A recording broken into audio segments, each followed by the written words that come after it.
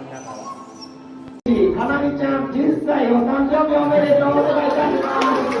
ありがとうございます。さあ、かなみちゃん実はですね、今月、12月27日が10歳のお誕生日というところで、本日サプライズ承っておりました。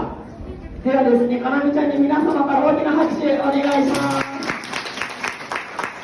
ありがとうございます。それではですね、こちらでもちまして、アザラシの特別、失礼しました、アザラシのサプライズ特別企画を終了させていただきます。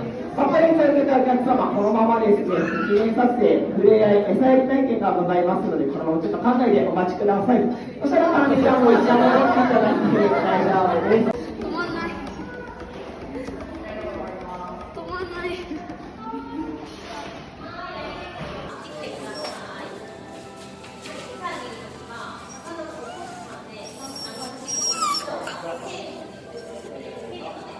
そしたら右でグー出して。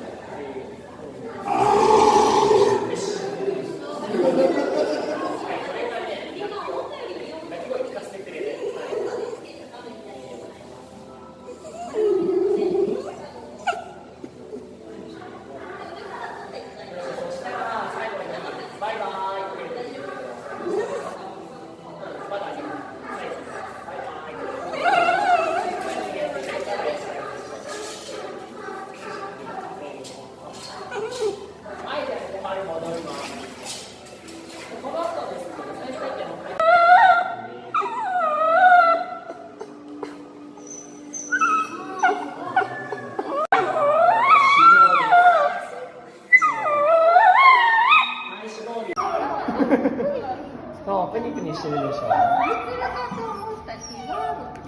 毛がびっしり生えてます。